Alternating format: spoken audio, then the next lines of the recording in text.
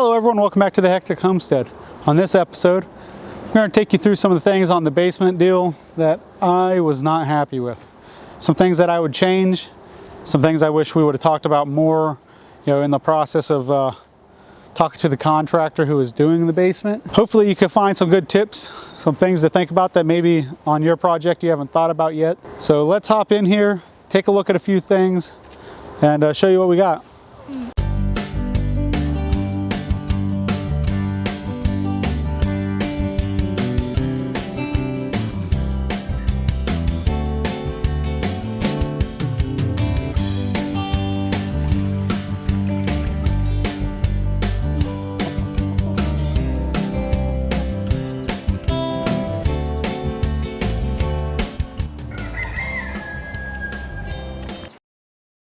So I'm a firm believer that if you need a plumber, you call the plumber, he comes out, he does his job to the best of his ability, to code or higher.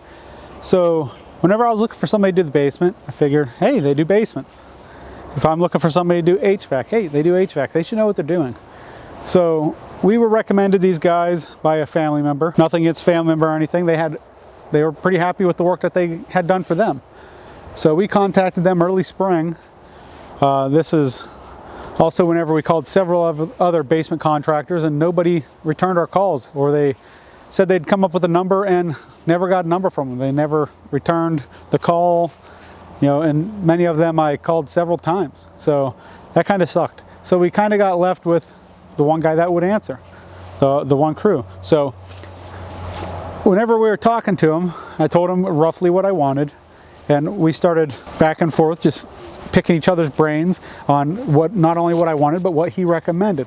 You do this for a living, I expect you to have some recommendations on things that maybe I don't understand or know. So we talked about not having a drain in the basement. The idea we had was to slope the whole basement to the French doors. So if there was a pipe or something that burst in the basement, at least the water would drain out of the basement and not flood the entire basement. Now, when talking to the contractor, he said this was a great idea, and then actually he preferred that way of doing it. If somebody was putting in a basement, he would prefer them to have French doors if they were able to, or some type of walkout door, and slope the basement to that door. So, hey, that was great. That's kind of what I wanted. I didn't want the penetration in the floor of the basement, just one less thing to worry about efficiency-wise. The idea was the whole slab was going to face or slope to the French doors here. Now the thing is, the day that they poured, it was a very nice day, and whenever they poured the slab, if you look at the previous videos, they put grade stakes in, so they knew that they were sloping the way they needed to the whole way through. Well, I remember specifically whenever they got to roughly the center of the basement, they couldn't find one of the grade stakes. It was buried under the concrete, and the gentleman dug down to try to find it, and it wasn't there. So whether somebody stepped on it and laid it flat down, or whatever the case may be, it wasn't there. So they're just kind of eyeballing it, which, hey, that's fine. It's not going to be 100% perfect, I understand that. But whenever they got over here to the doorway, and they finished, I was not here. I come back, and apparently we had like a pop-up rain, and there was a lot of water in the basement. So they ended up using their bull floats to push all the water out, and they had to come in and hand trowel everything again. But what that created was a low spot in this part of the basement. And I won't say that the low spot was because of them pushing the water out, because like even over here, there's a low spot. That's a 1/4 inch of water. So it's not that big of a deal, but if the whole basement was graded this direction, I think it would have went out. So there's a couple other minor low spots, but nothing crazy. I'm not being picky. I'm not that kind of person. I want practicality. But anyway, it sloped up towards the form on the end there. So the basement actually held a few inches of water, as you can see in these pictures and videos here. So they ended up coming out. I wasn't happy with the job as far as the concrete goes. So they ended up coming out and chipped out. They ended up saw cutting. They did not do any saw cuts before I brought this to their attention. So they ended up coming out, did saw cuts, as you can see. Saw cut, and then saw cut this way. Well, down, where am I looking at? Yeah, here. Saw cut that way. Anyway, to split it up into 4 quadrants. And then he just poured the quarter down here. Now, whenever, they just poured this 2 days ago, that's why it's a different color. But, whenever you come to do this, luckily I showed up on the job site here. I come out to just check on things because he said he may be out that day. And I showed up and the concrete truck was here.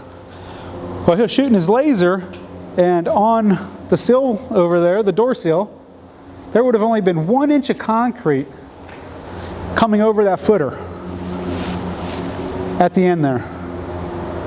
So my thought process is, if we knew from the get-go that the basement was supposed to be sloped that direction, why would there have still only been 1 inch of concrete, even if it was done the first time correctly? It would have been sloped that much down there. So that made no sense to me. And so I showed up and we ended up opting to put in a floor drain. I will say I will not recommend the contractor that I used to anybody else for concrete work, just because the lack of communication. It took them almost 3 months to get back out here and fix this. Mind you, whenever the job was done, I had cash waiting for him. So he didn't have to wait for payment, you know, or anything like that. So I shouldn't have to wait if you messed up the job for you to come back and fix it whenever you knew you messed it up and you admitted to, you know, hey, it should have been done differently. We ended up putting in the floor drain, but what really irked me about that is whenever I showed up on the job and the concrete truck was here, I walked into the basement and the gentleman that was in charge was facing the other way, away from me. And I walked in through the door here, and one of his guys, I overheard him saying that there should have been a floor drain. And the gentleman that was in charge said, yeah, there should have been. I tried talking the homeowner into putting in a floor drain, but he did not want to. Now that irritated me, because if your job is to do basements, if your job is to do plumbing, electrical, and you tell me, hey, I recommend this for X, Y reasons, I'm not going to argue with you. If that's what you recommend and that's what you feel is better, I will go with you. I don't care if it costs a couple extra dollars. So anyway, I'm standing here and he says that, and then he turns around and sees that I'm standing there, and then his demeanor changed to, oh yeah, we should have put in a floor drain, but you know, whatever. So with the concrete truck here, he asked me if I was okay with a floor drain, and of course I am. If that's what you're telling me is the way we need to do this to make it right, then let's do it that way. So I ran up to the store. It was $70 roughly for the floor drain and the pipe. That was not breaking my pocket to put that in the beginning. If he told me that he recommended it, we would have put 1 in. We could have put 5 in down here and it would not have mattered to me if he recommended it and that's what he suggested. It's your job. I'm not going to tell you how to do your job, just like I don't like people telling me how to do my job. So that kind of irritated me on that part. But anyway, they got the slab poured, and that's where we're at now. So we're going to go over and we're going to touch on a couple other things here that I would have done differently, or that really not necessarily that I would have done differently, but things that they did not account for, or they were not detail orientated whenever they were doing it. So let's get over here, check it out. So let's go back to the first day that they came out here to pour the footer. Or let's go even before that. So whenever I was talking to this contractor about the basement, let's go outside. He asked me if I knew somebody that would dig the basement or whether he needed to get somebody. I told him I didn't know anybody, and if you had somebody that you recommend that you work with that knows how you want things done, by all means, let's use him. So I ended up using the contractor's excavator, and the footer's here. The footer's right here. That's the edge of the footer where the dirt is. You can see how much room he left me to do any of my waterproofing on the basement. We used Formadrain, drain tile the whole way around. See the Formadrain? It's not working. because there's not enough room in the sediment washed down next to it. There was literally an inch or two on this side. Let's work over here. Like, you can see how much it's filled in, which I know that's not his problem. But look how tight that is. If he would have dug that over another foot, it would have been good. Make the hole 2 foot wider in all directions, and we're good. Let's go around to the back. Let's go check out the back. My fix for the problem, obviously, because I need a footer drain.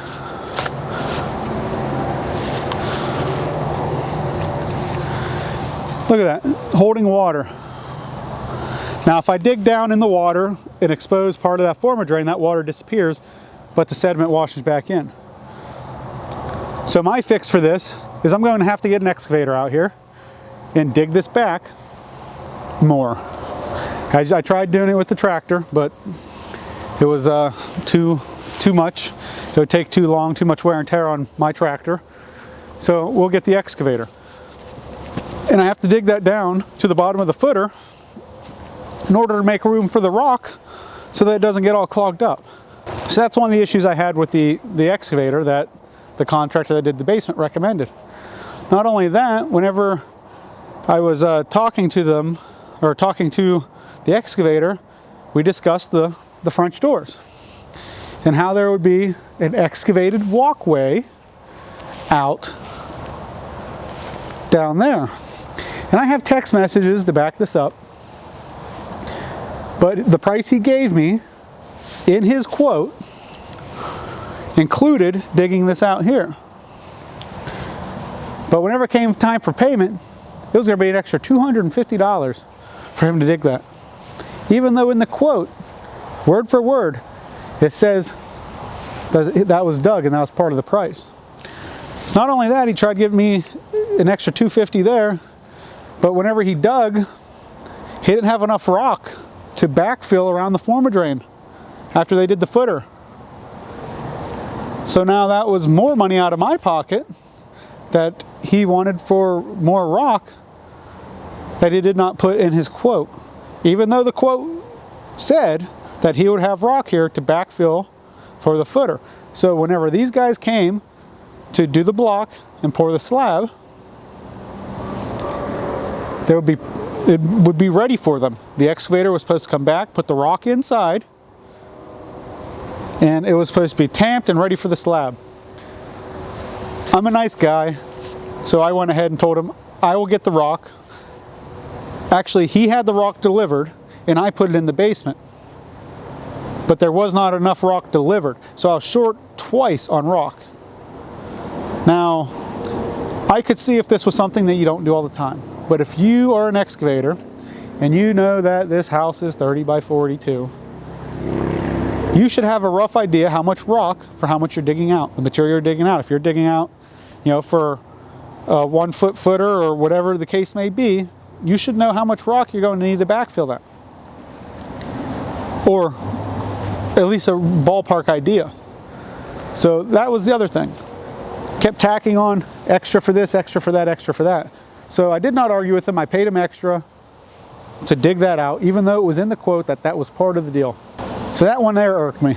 So get everything in writing, even though I did, but again, I'm a nice guy, and he took advantage of me on that one. But whenever it came down to the extra rock, I was not letting him stick me on that one. Your job, you quote, like if I quoted somebody for a repair and it cost more, unless there was something significantly out of the realm of the usual, then that's the price that I have to stick with. And that should be the same the whole way around the board. So let's go ahead, we'll come up here and I'll show you some more things that I'm dealing with that should have been done differently.